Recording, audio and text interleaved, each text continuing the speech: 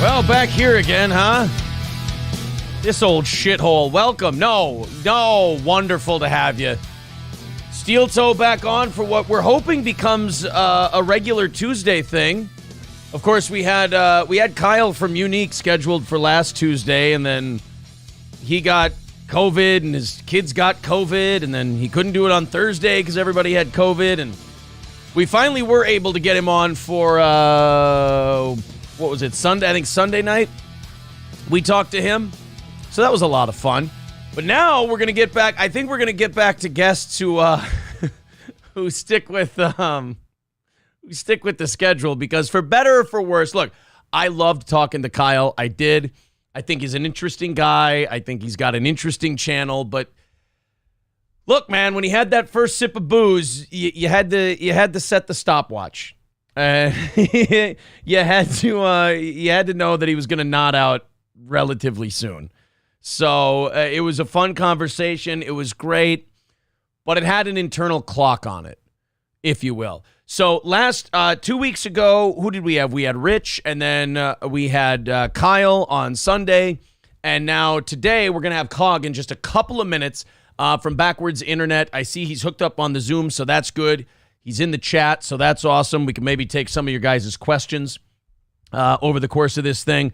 Next Tuesday, we're going to have Carl from Who Are These Podcasts, because we've been getting some attention from that Stuttering John community for some of the... It's so weird, like, all of the attention we've gotten for the people we make fun of is just because I was on our Cringe or something like that, or I was watching maybe a Cog video, for example, or someone else, and I just saw someone that I thought was really funny, and I would play their shit, and I would kind of make fun of them, just thinking, oh, this is a fun thing that I can just, have for, 20, 30 minutes on the show one day. And then people just start coming to you after you do it, and they're like, this is fucking great. Let me tell you about this piece of shit. Have you seen this video about him? Have you seen him get the shit beat out of him here? Have you seen him? And then you start delving into this stuff. And I think that's what these Tuesday interviews are going to be. I think that's what we're going to make out of this segment, is just bringing on people who can help us deep dive into these people that, quite frankly, doing a daily show and a 3-day a week evening show, I just don't have time to delve into all these people. So I want to bring on the people that I kind of rely on to teach me about these different people. Like we had Rich on because, we've become entrenched in the DSP detractor community. And again, it's just because I happen to find DSP remarkably entertaining and funny, and I like to shit on him. It wasn't like this grand plan of like, we're going to gain thousands of subs from milking this lol cow and everything else. And so I get on a guy, and then they're like, you got to check out this guy's channel because he really gets after this person, and so on and so forth. So the guest we're bringing on right now, his channel's called Backwards Internet. I was actually a fan of his and his channel before I put the two and two together on the name and the channel. I was watching his stuff for a while, and there's actually a few guys that I want to talk to him about. But when we started noticing Ethan Ralph a little bit on our show, and I've been into Ethan Ralph lore, Gunt lore as they call it, for probably a year or two. But I introduced April and some of the other co-hosts to it, and they were like, you gotta tell me more about this guy. And then I exhausted like the extent of my knowledge on Ethan Ralph. So when that happens to me, whether it's Stuttering John, whether it's Ethan Ralph or anyone else, I revert back to the master. And for me, that person is our guest right now, Cog from Backwards Internet. How are you, sir? How you doing, man? I'm doing great. It's 6 o'clock there? Oh, we're not keeping you up too late then. No, it's not bad at all. Cog's actually the reason why you guys have a Steel Toe Discord now. I had to message him there. I had to actually re-log in for the first time in years to my Discord. I didn't even know Steel Toe had a Discord. Apparently, one of my old co-hosts set one up under my account. And so I just threw it out to the audience and gave one of the listeners mod status and said, here, make it whatever you want. So I had to get in touch with you through there. But I'm glad to have you on because, when it comes to Ethan Ralph and that stuff, you are one of, if not the guy on all things Ethan Ralph, as far as I'm concerned. I appreciate it. Yeah, I've been talking about him for about 3 years, but it's all after he essentially ran away from my show, and then he does what he does. What this Bridgeburn you've seen since January with a load of big names. That's essentially what he did, but he's done this to a lot of other smaller people as well. So yeah, it's really interesting because, like I said in the intro, I'll go so surface level with these different people. And then there's no shortage of people on the internet who see you do that, and they're like, no, dude, you're not going to go surface level. Let me give you and they just throw everything at you, like, all at once. I'm sure that's happened to you. Yeah. Like I think it was the same with DSP, especially with 3 bankruptcies he's had or something like that, and that's still like stuff that I've not completely gone through. I went through a documentary the other day on Secret Limited channel, which is a great channel for DSP documentaries, and that really breaks down like at least his last bankruptcy. But apparently he's had 2 others, so. Yeah, like you say, there's that's if you're going to go beyond the surface, there's way more that even I don't know about. So yeah, that was me with DSP too. You talk about him. We did one thing on a live show. We thought it was funny, so we clipped it out. We put it up on the channel, and the comment section is full of people. Oh, get the chicken sandwich. Oh, he masturbated on camera. He did all this. And I'm like, guys, one at a time. We had we had Kyle from Unique Entertainment. Are you familiar with Kyle and what he does? No, I'm not. Okay, he's been sued by Brendan Schaub. He's just kind of, he goes over other people as well. But he's got one of these things where on his streams, when he starts drinking, it's kind of a countdown clock to when he just completely passes out while he's got a video playing. Yeah. So I have him on my show, and then I get a bunch of messages. Oh, you got to see this clip of him, and you got to see this clip. So it's just, it never, you got to be careful what rabbit holes you go down because you never know where they end. Yeah, no, I definitely understand that one. I think someone sent me one that I'm still yet to go through, which is called The King of Stolen Valor. I don't even know this guy's name yet, but this will be the next rabbit hole I go down, definitely, because I can't stand people who do stolen valor. So I just started with on last night's show. I just started, and this was a mistake because there's again the amount of shit people want you to watch. I just started with Wings of Redemption. And did you start with the rabbit hole one? I didn't know. I haven't watched that one yet. I haven't even watched DSPs actually. I just kind of had to jump in and hit the ground running with these guys. I basically looked up like 2 compilation videos. And then he just got banned from YouTube and Twitch this weekend. So again, I kind of had to hit the ground running on him. But yeah, there's a whole big lore behind him as well. Yeah. There's if you want to see his latest update, I would say June the King has done a really good a good documentary going through the latest stuff, at least since the Lion Den as well, because he went into the Lion's Den recently to get his PlayStation Network ID back or something. I don't know. Oh, okay. Yeah, no, June the King does really good work. And so do you. Let's talk about how you got into, because I find Ethan Ralph to be one of the most interesting character studies on the internet. First of all, how he built an audience. Second, his insane behavior. And I think what makes a great lolcow is the lack of self-awareness. How'd you get involved with him? How did it get started? How the hell did it get to where it is now? So Ethan Ralph I've known since I started YouTube, actually. I started in 2016. I didn't really know anything about him, but he reached out to me and I'd seen his name within a few circles. And I think myself, Omegon, and a few others went onto his channel to do like a Brexit stream in 2016.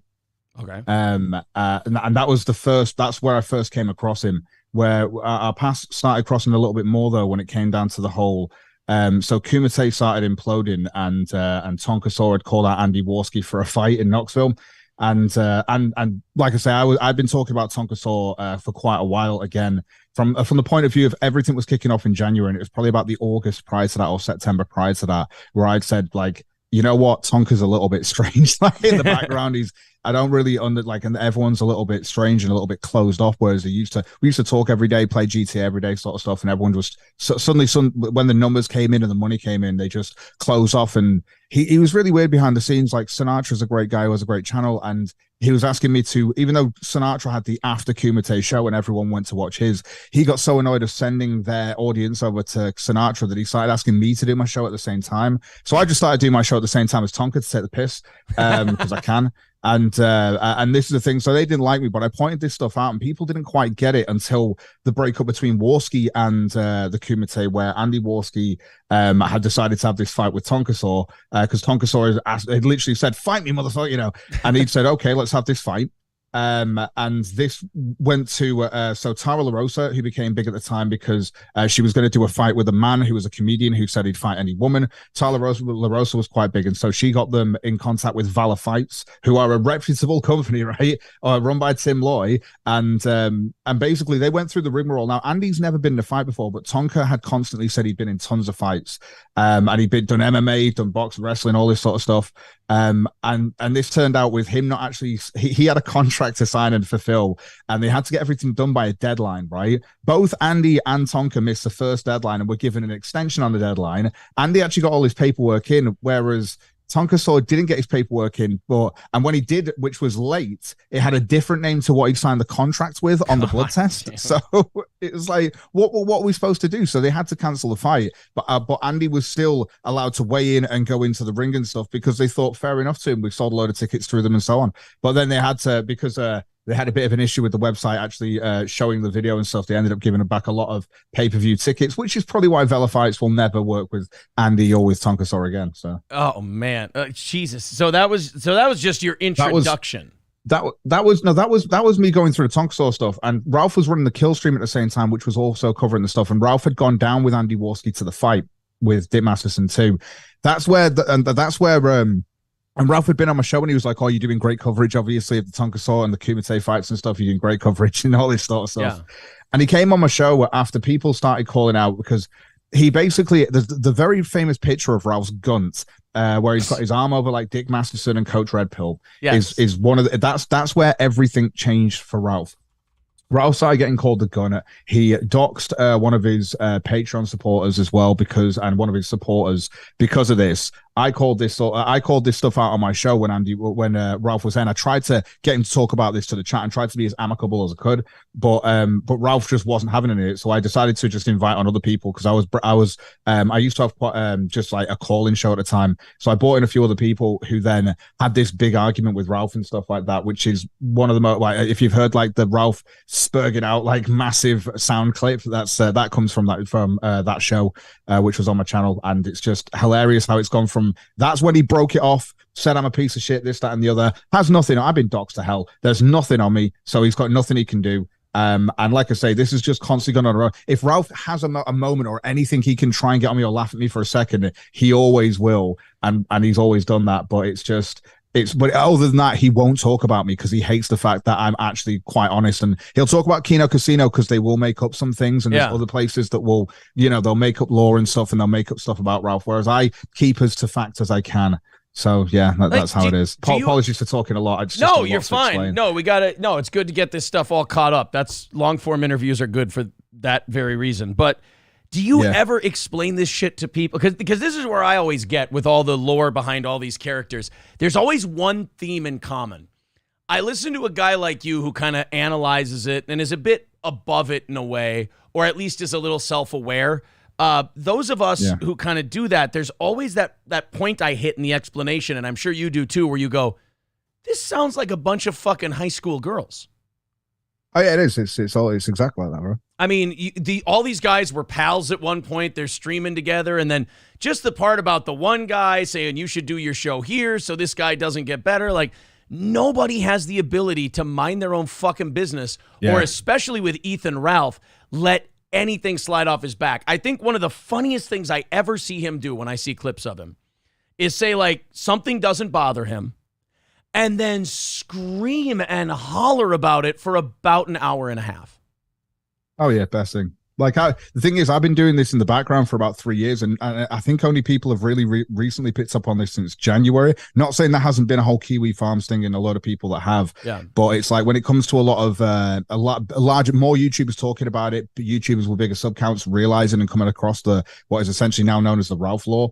yeah, it's absolutely gold to me because I've been looking at him for 3 years. And I'm just like, I'm always like, you're getting it now, and it's great from my point of view that other people are starting to see this and this absolute piece of, because Ralph has been a piece of shit, but he's always hidden it under the guise of, oh no, I'm reputable, I'm this, that, and the other. I can, but he's always been like a piece of shit ever so slightly. But since January this year, since people have laughed at him for getting his ass kicked in Lisbon and Portugal, he's just gone on this downward spiral of like, no, I'm the villain now. And I'm like, dude, you always were the villain. You're just being yourself now. So well, and he's not being like an honest villain. He's like, he tries to portray himself as like a noble villain. It's not like I put all this shit out into the atmosphere and it all rained back down on me. It's always like, poor me, kind of almost like he pitches himself almost like an anti-hero.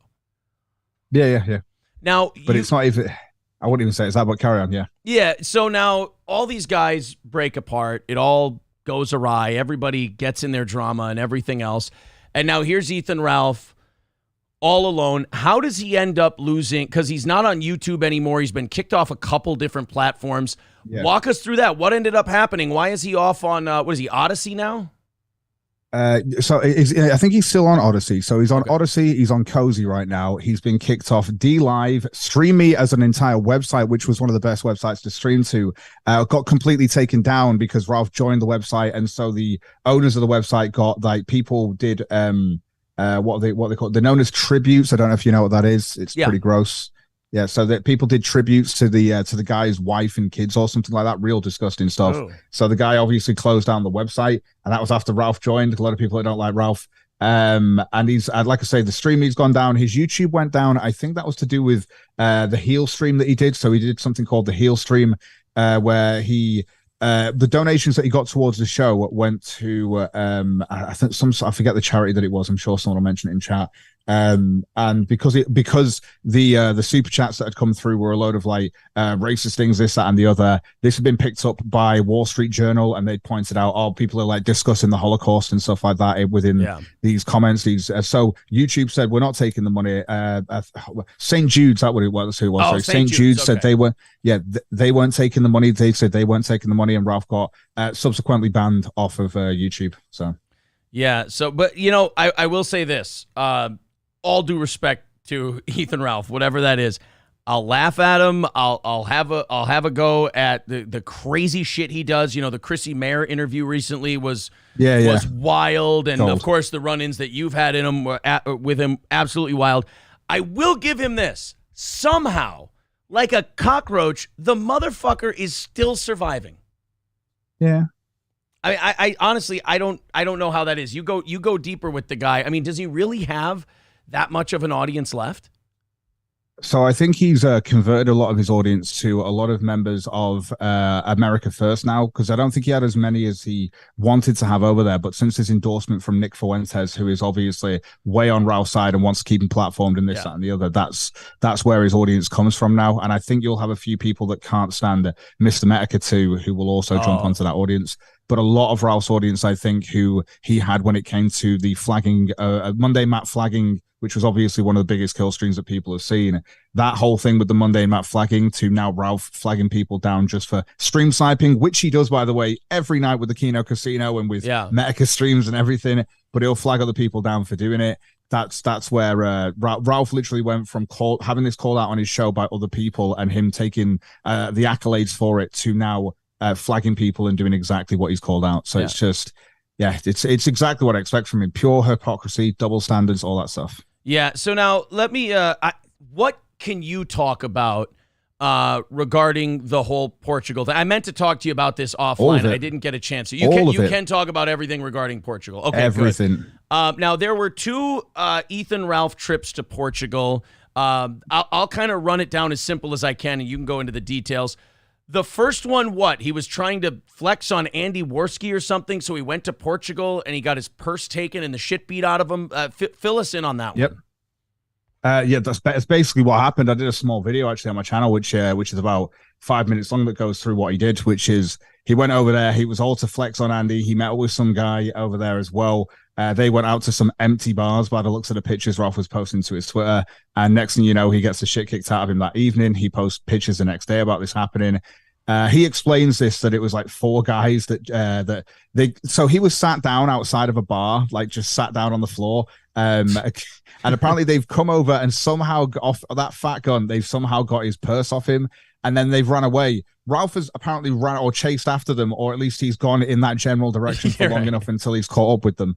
And apparently he caught with them down an alley, and then this is Ralph's story, okay? And then he got the shit kicked out of him by four guys apparently, but he kept on trying to fight them, but he just got beat. So he got beat up pretty bad too. I'm trying to find some of the pictures of it. Yeah, he got. There it is. Okay, we'll put this up on the in the middle there. There's the Ethan Ralph picture of him. Oh, unable to. Oh, that's right. I got blocked by Ralph. Ralph blocked me. I'll tell you what. I'll send you if you want to see a short video by me, which I can send to you. It's what's it called? Lisbon, Portugal, an Ethan Ralph story.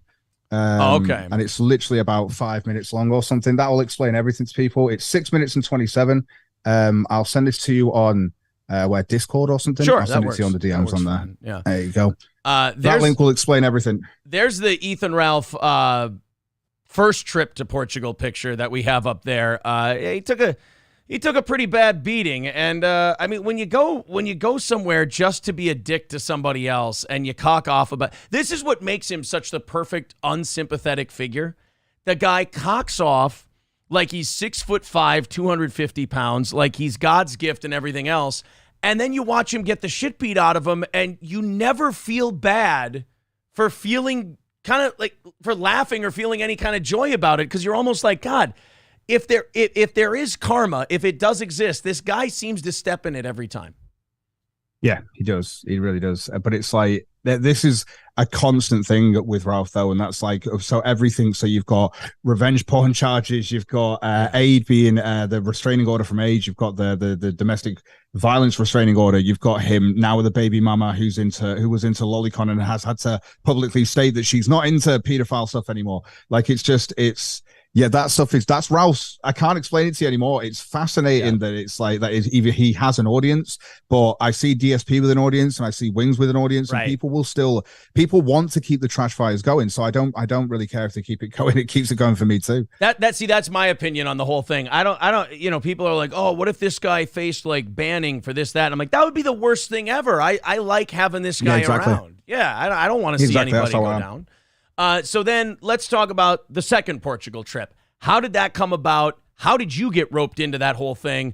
And explain to people the second Ethan Ralph beating, if you will. Okay, so Lisbon, Portugal. Ralph had gone over to Lisbon, Portugal, and he'd obviously made people aware of this. And I think the second after being there, he'd been on his stream and he'd been saying that he wanted his entire all of his chat, all of his followers to essentially flag down my entire channel. He was going to do this as well, and he has 10 flags on my channel, which was seen as 2 strikes. They'll disappear over time, though. And basically, he also said that people to his chat, and obviously from his own point of view, that I should be put out of my misery. So I showed this video to Dan's wife, basically, and she was just like, why don't you just get Dan to kick the shit out of him? And I went, I'll tell you what, we should just go to Lisbon, Portugal. I'll hype it up as a big thing on the show, as like, oh yeah, we'll do, but the plan was just to go on a gun hunt and just, video him just in the wild, like, I don't know how else to put it, and just laugh at him just as he walks around, play the trombone music and stuff from Sunrise Productions. Yes. And that was the initial thing to go over there. And in 45 minutes, people had obviously donated for us to go over there. And I did say as well, he'll get the shit kicked out of him if I have anything to do with it. And the reason why I said that is because Dan was going with me. And if Ralph does kick off with me, which I've seen him kick off with others, even at his own events, then yeah, Dan will probably step in and he'll get his ass kicked. It's as simple as that. And that's exactly what happened. Ralph likes to say he got sucker punched. He didn't get sucker punched. So what happened after we got there? So while we were there, Ralph was on his live stream saying, oh, where's Cog? Oh, I wish Cog was here. Yeah. Where's Cog? Why is he not turning up? I thought he was turning up today, all this stuff. And I was obviously tweeting out like, well, we're on the way, Ralph. Do you know what I mean? Like, we'll see in a second. And he obviously, he sits down and he's live streamed this whole thing. So people were sending me messages going, oh, he's just sat down at a place called Bernardo's. So I was in a taxi, got them to drop me off there.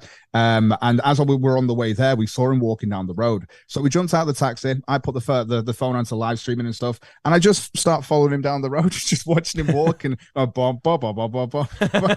and And you can sit and it gets to the point on the corner where I tell Dan to go and stand next to him so we can get a height difference. Dan's 5'6". Ralph is about an inch shorter, but he's also got like 3-inch heels, which are also in the video on his trainers. So that's where people still want to go with the 5'1", and that's fine by me. He's a very short guy. But yeah, like I say, we went around the corner. I videoed him with Dan, and then I went back up and I kind of I was still on live stream, but I leant back on the wall. And as you can see from his footage as well, he then comes straight up to me and he's like, and he was just like, "Hey, what you doing here, bitch?" All this sort of shit. Yeah. And then that was it. And then as he came straight up on me, he's pressed me up against the wall. So I've hit him as best as I can with my hand, which wasn't a great punch. And he's taken that, but then Dan's put his hand on his shoulder and just pulled him back, and he just toppled like that. He's just top heavy. He just fell right. And then after he got up, he squared up to Dan, and Dan just 1-2, and he's on the floor again. And that was it. Yeah. And then after that, it was him fighting Dan from my point of view. Obviously at a certain point we tried to go away. We went up the road, as you can see on the video, and Ralph follows him all the way up the road, and then he starts spitting at Dan. So Dan's obviously just sees red and then follows him down the road and beats him up again. And then the woman jumped onto Dan at that point in time, and she fell backwards and her head did hit a car. And then we've obviously got out of there. We were then stopped by the police. Yeah, that happened literally like 2-3 minutes later. Dan's covered in blood, so of course he did.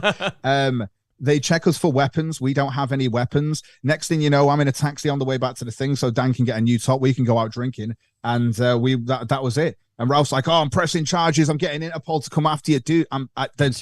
Nothing happened. We didn't even. They said to us, if Ralph's gonna, they said if the guy presses charges, which he didn't do immediately. I guess he decided to do this later for some reason. But they said if he presses charges, we will have to arrest you here. They didn't arrest us there. So as far as we care, there were no charges pressed, and we've disappeared. The most anyone's seen from Ralph is this one little document. It's just so funny that says, "You're the whistleblower to your own attack. Don't worry, we know." It's just like, who cares? It's so funny to me. But nothing's going to come from this. I know that for a fact. Okay. I mean, Ralph's in criminal court. He's in family court. He's in civil court right now in all three. And simultaneously, he's got a few other people he wants to sue apparently before us. Right. Now. Yeah. So what the hell is going on with his family thing? Because I hear again, I bring you guys on because I'm so skin deep on all this stuff. And a lot of it, I hear the topic and I go, holy shit, I know if I go an inch deep into this, I'm going, 3 miles deep. So I don't start. That's why these Tuesday shows are going to be so helpful.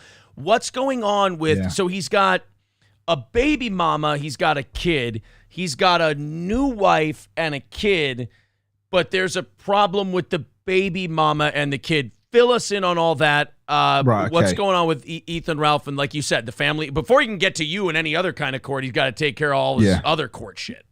All these other courts, yeah. So right now he's so when it comes to the family court stuff, Faith was 18 and Ralph met with her, got her pregnant and stuff like that. On the night of finding out that she's pregnant, Ralph cheats on her with the new baby mama, who is still not married to, by the way. He's still not married. It's apparently is his fiance. He was going to get married at the Kingpin Invitational, but I've done a video on that one as well, which is called The Failure of the Kingpin, the Killstream Kingpin Invitational, which goes through exactly what that just didn't happen because the baby was born too soon or something like that. The baby was born, so no wedding.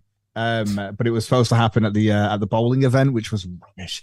But anyway, like I say, so you've got that's Faith though at the same time. So what happened in the relationship is he's got her pregnant, and then he started seeing Pantsu and kind of sleeping with Pantsu while he was still with Faith. And she still had this baby on the way. Ralph then tries to force Faith into a threesome relationship and a polyamorous relationship with Pantsu. There are text messages to prove this.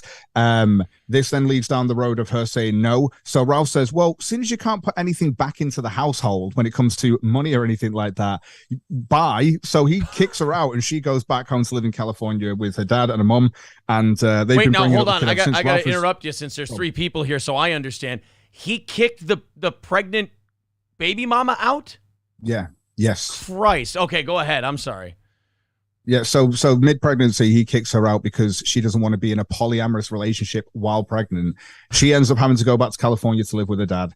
They obviously start getting like a lot of restraining orders on him because basically while he was with her, she was there's a lot of domestic violence involved, and even her journal, which has now been exposed, only goes through how she was essentially locked in a room while he did his show, and then she'd see him afterwards to watch some Netflix or something, and all she did was watch Netflix and Prime. She wasn't allowed to use her Twitter accounts and stuff. It's fucking mental, right? That was while she was with him as well. But while he was with her as well, she had her ex-boyfriend who is a pedophile, because obviously she was under 18. I think she was like 14 when he started talking to her, but he's been her constant abuser. He mentally abused her and stuff like that. And he was reaching out to her, but she got to the point where she was like, look, I don't know if I want to be with Ralph anymore. I might want to be with you. This guy then goes live to show this and show all of these messages, and this is where the revenge porn comes from, because Ralph then sends him the revenge porn by a link. And according to a couple of sources, including Gator and stuff, he had mentioned privately that he'd been hacked when it came to that, but obviously he did no contest to the charges, and that's why he's now convicted of revenge porn. So the revenge porn charges are another rabbit hole people can go down. So now he's got a second baby mom, so not the wife. You're right. I did hear about that, how the marriage thing didn't go through or some damn thing. So he's very sensitive about the first kid thing too. I mean, people use that against him. And if you want to hear an hour and a half tirade by Ralph, just go in his chat one night and bring up the kid, and oh boy, does he go apeshit. Well, the thing is, I think what gets really disgusting is, aside from still only just about sorting out how child support is going to be paid, because no child support has been sent to the kid. He's not sent a gift to the kid. He's not seen the kid. Shit. He's not spent time with it. Like I say, he's not sent any cash to her. And this is the thing, like, when he got rid of his co-host Gator, he sent him $1 and went, "Oh, there's your severance check, bitch." And then so he sent that $1 to Faith. Okay, and said, to Faith, and said, "Hey, this is for Xander." And then she's obviously said, "Oh, $1 more than Ralph's ever sent out." So Ralph refers to, if you see the Metica debate with Metica and Ralph on the Monday Match show. Yeah. He gets to a point where he said, "Well, he came after my family." What he means by that is he donated $1 to my family.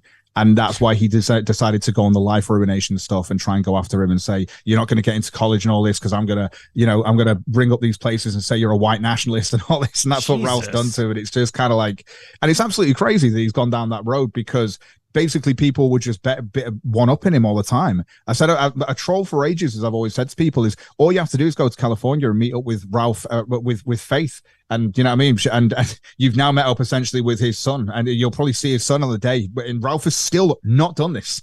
He's still, and it's so fascinating that he's been to Portugal twice. He's been to Las Vegas, God knows how many times in the last year, and he's still not. But he's not spent a penny on his son or seen his son. Yeah, and that's why it really gets to him. So. Yeah, see, that's the one I can't dive into, because I've got 3 kids, and I just feel like I'd get... Like, I have a great sense of humor about this shit, but I feel like if I went deep into that, I'd just get fucking mad. Like, I don't do this shit to get mad. Like you. I do this shit because it's funny. I like having these different characters to analyze and talk about. But, yeah, the kid shit, like not seeing your kid, I don't know, that one really bugs the shit out of me. And that's where it gets to. That's how it is. But this is the thing, and this is a guy who brands himself as a traditionalist, like Catholic, Christian, conservative guy, and it's just like, how are you this though when you aren't even there for your son, your firstborn son? It just fascinates me. So yeah. And now I've watched a lot of your stuff on his kind of shifting. Now you talk about the Christian, traditionalist stuff, the association with Nick Fuentes, who. I've done a couple of things on Nick Fuentes, but for the most part, I've stayed away from it because it's hard for me to talk about him without like watching other people's videos and going to like, why doesn't anybody just say this guy's probably gay? Like we're watching this guy talk about like traditional values and families, and I'm like, this guy is clearly harboring some like really, again, I have to say, in my opinion, like some really deep-seated shit. This Nick Fuentes guy, I again. Skin deep on this one too. Something's off about this kid. Nick I cover now on a daily basis because he is pretty fascinating. I only really got into it after we had a conversation with Metica and stuff, and it was like I'd never really actually gone on like you say, on the deep dive. I only knew about him skin deep, and it was more a case of I started watching his show, and it's the best part is when he gets to his super chats, because that's when he's off guard. When he goes live with something to ramble about from the news. Other than rambling about something from the news, at the end of the super chats, that's when he'll go into stuff, and he's having a really, really for lack of a better term, gay spat with Lauren Southern right now about, I guess he thinks she's fake because she got plastic surgery or something. I don't even care. Like, it's really like there is literally nothing to it. But apparently soon he's going to be having a debate on Destiny's channel with Lauren Southern, I guess, over this. And he also wants to have a political career in the future. And I'm like, Nick, no, it's not going to happen, bro. No, like, you can't get into. It's fascinating. Yeah, you can't get into the shit he's into, and then like, what are you gonna do? Be on Fox? You know? Yeah. After yelling at like Lauren Southern gets plastic surgery, I can't think like that is shit that like 15-year-old guys get into and obsess over. They're like, oh man, she's fake. She's got plastic surgery. It's like, yeah, men don't care about that shit, Nick. Well, Nick's not really a fan of women in general, though. That's like his whole thing, because he's an incel, even though girls have asked him out before, which means he's a volcel. He doesn't even understand the actual definition of it. Right. But he's an incel who's also asexual as well. Although he's recently been talking about how he admires some Chinese political woman, I forget her name, and then also there's that Stardust, that Indian girl and stuff who he's been a bit favorable towards. But again, like I say, but he's not into women, right? And to be fair, the person I've heard him profess more love for than anyone was Jaden, who was the ex-treasurer of America First, which is the movement, quote unquote, that Nick is obviously running. So. And it's just, I've actually, to hear him profess his love for Jaden, saying he'll leave the light on for him in case he comes back. Yeah, it's hilarious. So there's just some. I haven't dove into that one just because I kind of feel like I know how that one's gonna end, and I don't really want to dive into the ending of that one, so to speak. Like he's just. Yeah. I'm glad. Like I said, I'm glad guys like you cover him because I can learn. And then I can also pause and go, I need a fucking break on this shit. Yeah, I know that feeling. Yeah. I did, just before the interview, I did watch your stuff on Pod Awful and Alex Stein, and I found it very, very interesting. Now, this is an interesting collision, Jesse from Pod Awful and Alex Stein, because I watched the CPAC thing that he did recently with the Vice chick, and I thought that was kind of weird. It was kind of I got a weird vibe from that video. And then I watched your stuff with the Jesse from Pod Awful, Alex Stein stuff. Where are you at on both of those guys? Because, again, I probably watched like 15, 20 minutes of Pod Awful before. He seems like he's kind of a character. He seems like a little more high-energy Red Bar almost. And he did this stuff with Alex Stein. You're a good judge of characters like this. Who's who's the heel and who's the baby face in this program? I think the way I see it is like Pod Awful's a person who I think he's entertaining to his audience, but I think someone said this perfectly in my chat, which was, it doesn't matter what show he's on, he's doing everything for his audience. So he could be on your show, but he's not doing it for your audience. He's doing it for his audience. So he will come on and play a troll and do that, but it's for his audience. So, and again, Pod Awful is known to troll, so it's not, I don't take him 100% at face value. I take it with a grain of salt, like you should do. When it comes to Alex Stein to me, and I'm going to say this as clear as day, Alex Stein to me is boring as hell. Alex Stein is the guy who, and this is what Pod Awful did show, Alex Stein's the sort of person who will go onto a Big Brother-esque TV show to try and gain some sort of fame or infamy from it. That doesn't work out, so he thinks, what can I do? And he's got to this point now where he's actually had a good idea, which was, you know what, I'll just pretend to be really, really over the top, far left wing, and I'm just going to go to all of these public speakings and just, freak out, because then that'll probably make the news, or it'll at least get that. And that's how he's become big now. But it doesn't change the fact that Alex Stein is, again, he's just a person who goes out there to troll. And I understand the joke. The joke is, oh, you're really far left wing, but it's so boring. And after watching the Kingpin Invitational, which was Ralph's event, where he went there to do stand-up with the other guy, I forget his name, who was apparently basically it's the same act. They're both really far. They both act. Really far left Cassidy wing. Campbell. Cassidy Campbell, that's it, yeah, Cassidy Campbell. So Cassidy Campbell was there with Alex Stein. They both turned up to this Kingpin event. And I show a part of it in the video, definitely. If you want to go and watch the whole of that, feel free to. We did it on a live stream. So we went through the whole thing in a live stream, and then I did a short video to show how bad it was. But if you want to sit through that, you can. I feel like I've done you a favor by only showing you part of it. And it's just, they do like a musical, but it's like, it's so bad.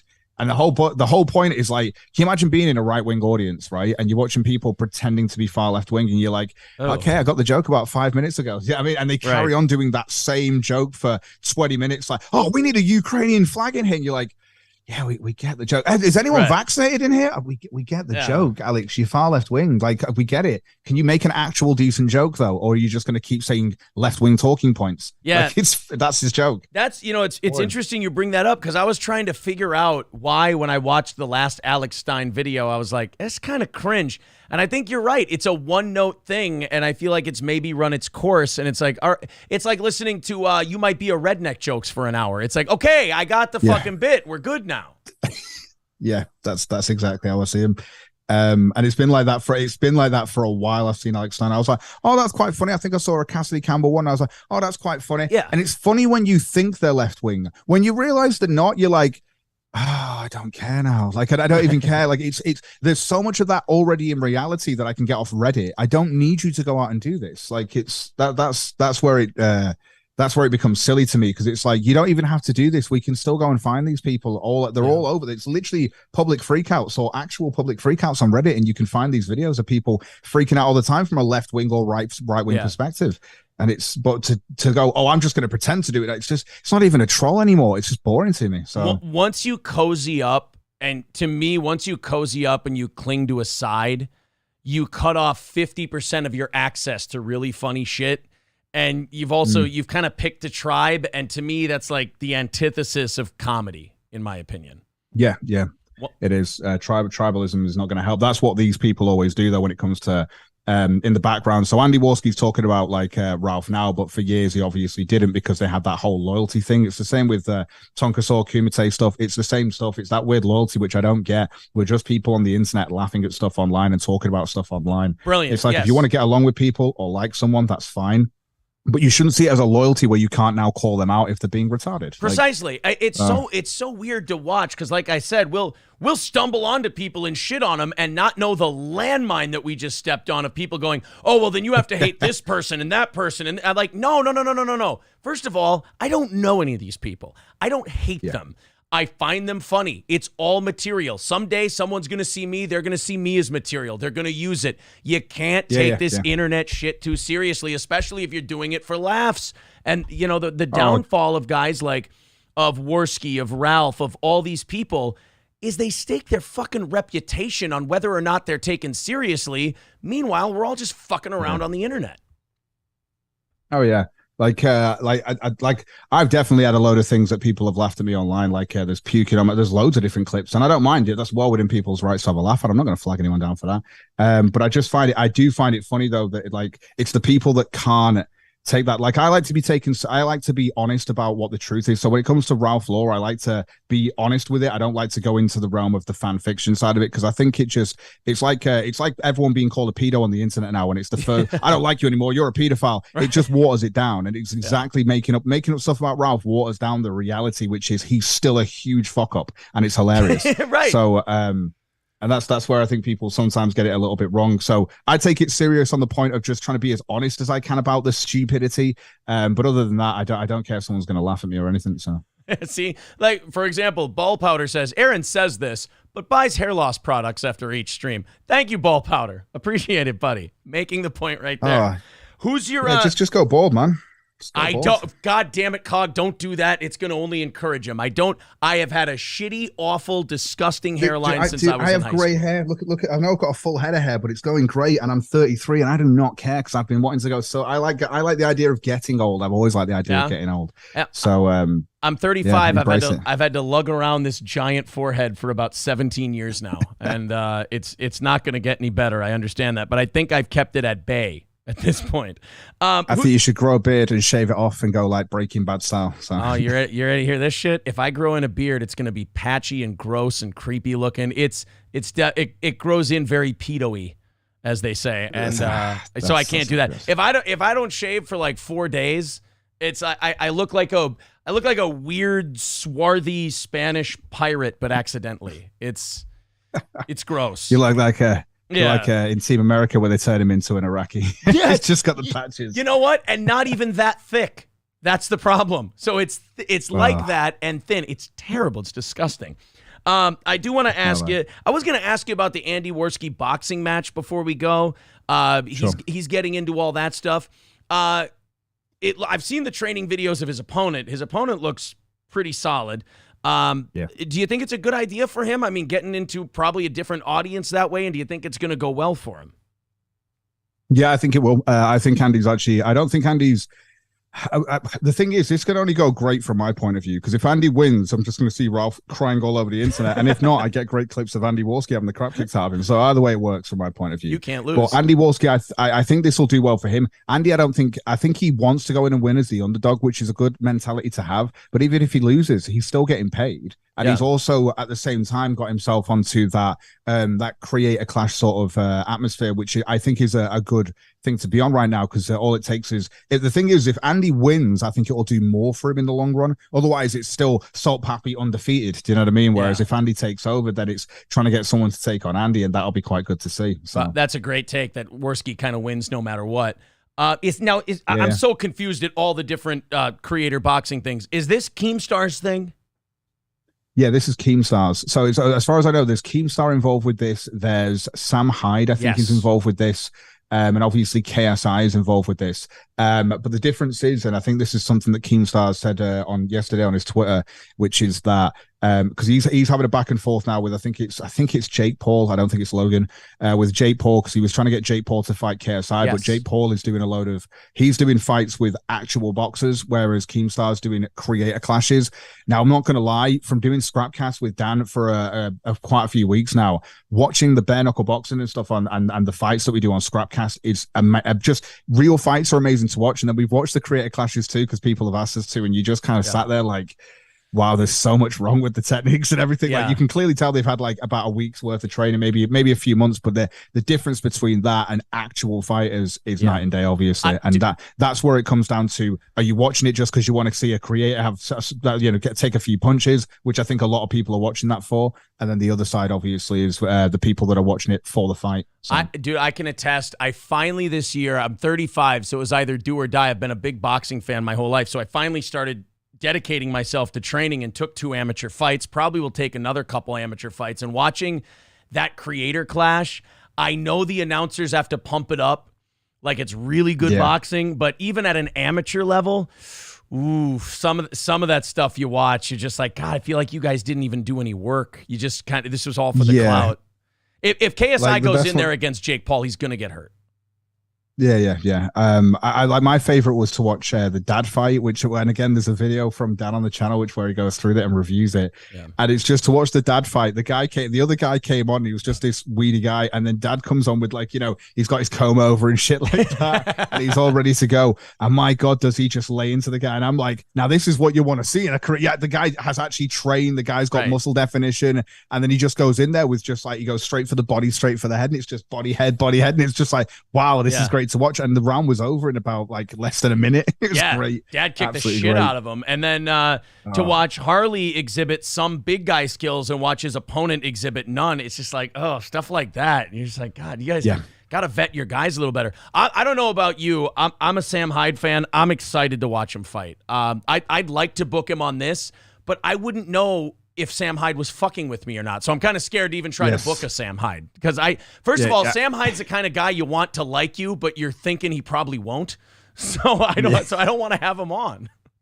I don't want Sam Hyde to like me, because if it does, then he'll probably start trolling me, because that means he's liking me. I think that's like, do you know, like in high school and stuff like that, where the girl would be a dick to you, but it's because she liked you or something. The guy'd be a bit of a dick because he liked her. That's Sam Hyde. If he's trolling you, it's probably because he likes you a little bit. Right. Sam Hyde's one of those guys where I'm like, if I stay off his radar, that's fine with me. I'll admire him from afar. I think he's done great work, and I'm excited to watch him box, because if you've ever watched some of his boxing training videos, the guy's got A, strength, but B, some skill too.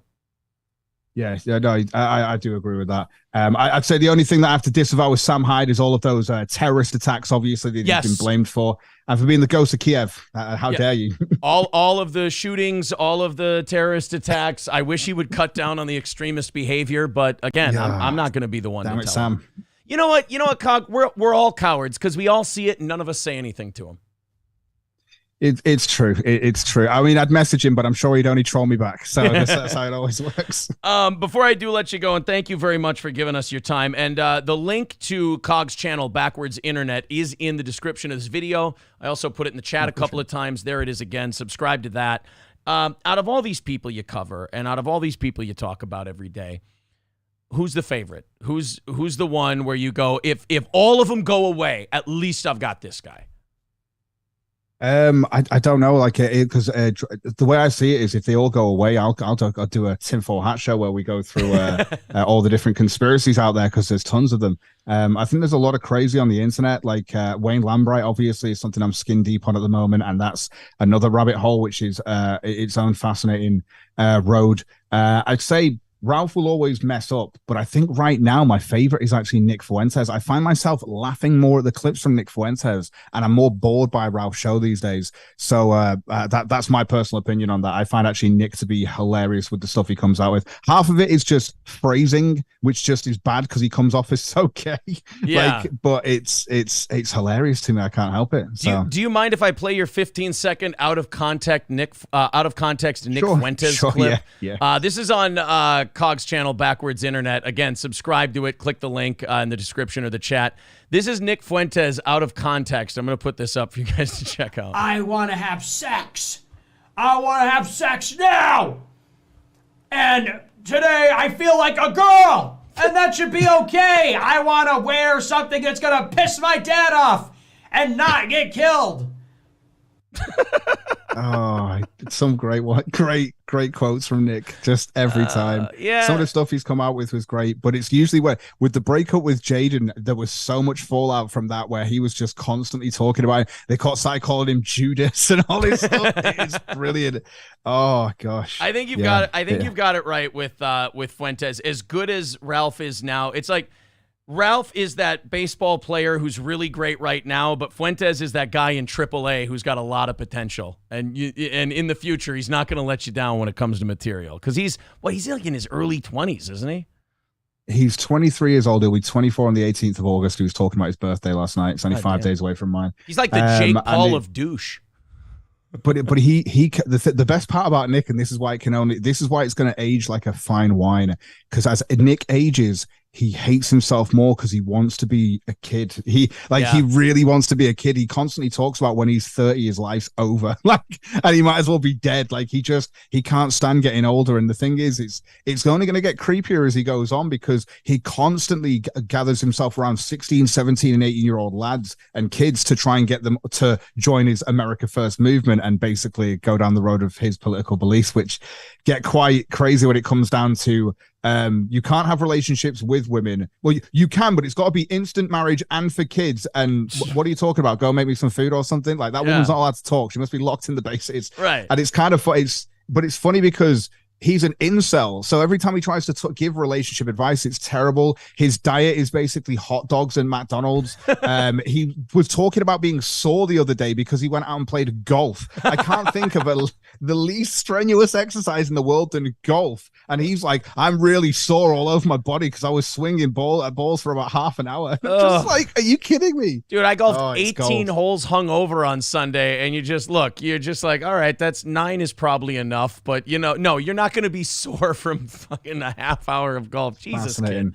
But Nick said so much stuff that's out there. Just to point out, because people are saying Cat is in chat, that all comes from the Nick Fuentes Catboy with Catboy Cammy date that he kind of went on with him, which again is weird for Nick because he's all about being against degeneracy, against all this, and Catboy Cammy is nothing but degeneracy and weird stuff. And that's why Nick's optics, he's very known for saying he wants good optics. It's not going to work out for him with doing all this stuff. It's just hilarious. I've thought about that too, because I've heard about like the Catboy shit and all that, and I'm like, doesn't that kind of go against everything you tell all these 17-year-olds you talk to?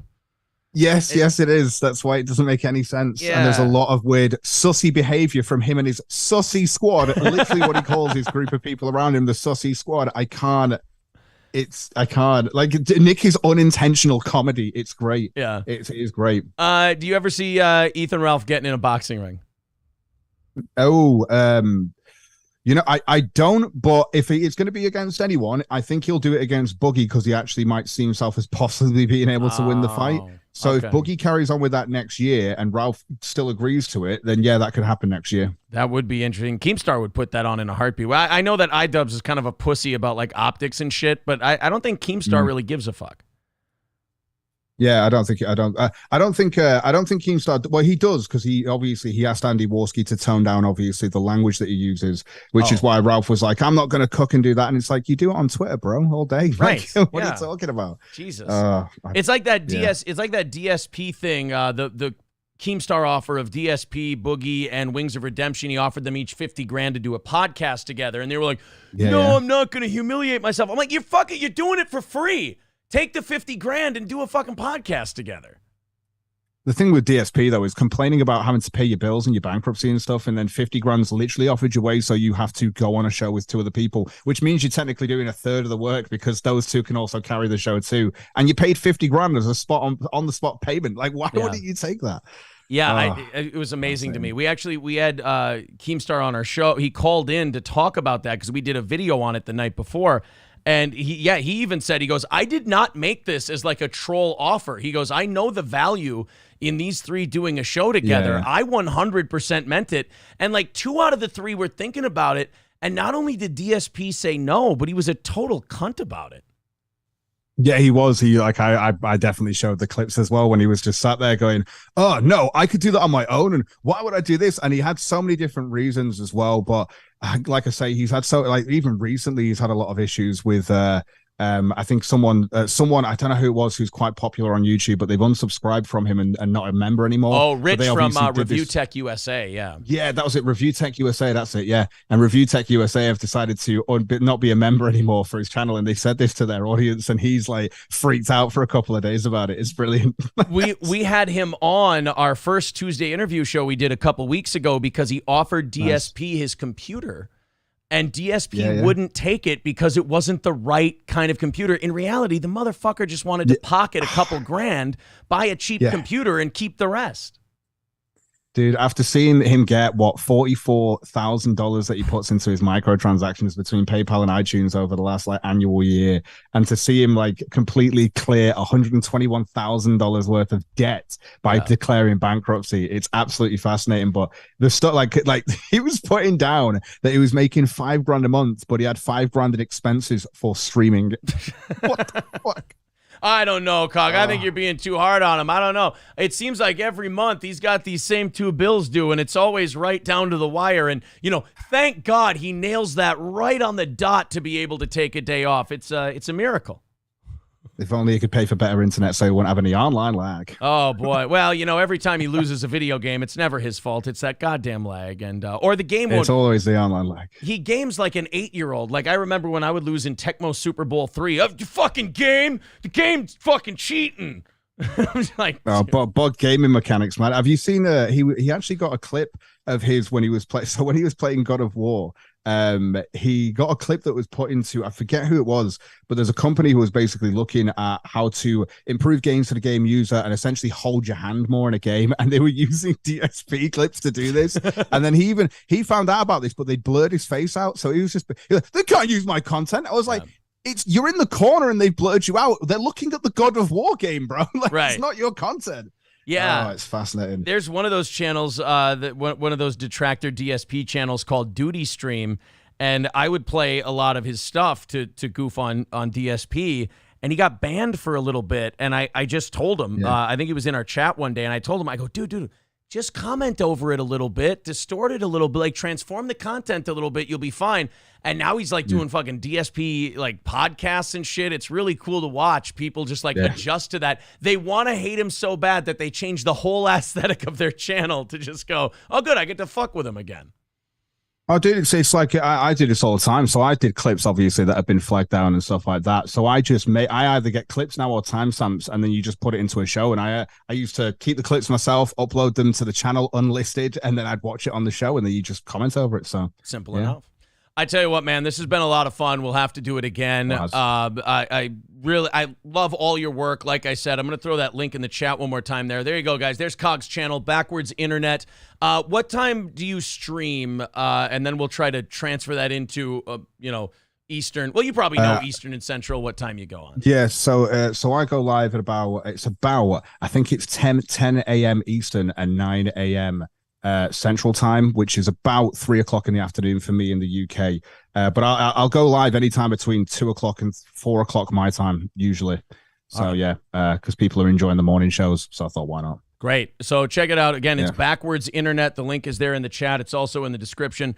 Cog, thanks a bunch for hanging out with us today, man. I appreciate it. No worries, Aaron. All right. No worries. Enjoy yourself. I'll see you later. All right. There's Cog from Backwards Internet. Great to have him. God, I think we got through everything. Everything that was in my notes here. Got through absolutely everything. I love when that happens. And right within that 45-minute to 1 hour time period. I hope you enjoyed Cog. Like the video, subscribe to both channels. Also, I got to thank, there was a super chat in there. Thank you to The Mood for $5. He says, my only 2 member channels. I like it. You both are great. And this is kind of what I want these Tuesday interview shows to be. I just want them to be the people who know more about the people who entertain me on the internet, bringing that to you guys. Having a conversation basically of people whose channels I'm a fan of. I would like to talk to, we got Carl from Who Are These Podcasts next week at this time. And then I'm fascinated by Jesse Lee Peterson. I want to talk to him. Love to talk to Sam Hyde. Would be very interested to talk to Jesse from Pod Awful. We got a whole list upstairs of people we want to talk to. I mean, shit, dude. Fuck it. I talk to anybody. I talk to DSP. I talk to Ethan Ralph. Like we were saying with Cog. People take this shit so seriously. We're fucking around on the internet. I want to have Jesse Lee Peterson on just so he can call me Beta. That's it. I like the way you do the interview. I did not know Kyle, and that was also a good one. Yeah, I want people to find out as much about the person as they can, and then, dive into the goods, if you will.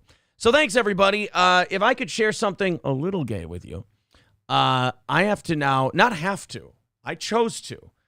Before I go get boxing and stuff in at the gym today, I bought a tennis racket yesterday. April played a lot of tennis in high school competitively. I'm going to go kick the shit out of April in tennis. Ask me how many games of tennis I've played in my entire life. 0. I'm going to fuck her up, and I'm going to tell you all about it tonight on the evening show.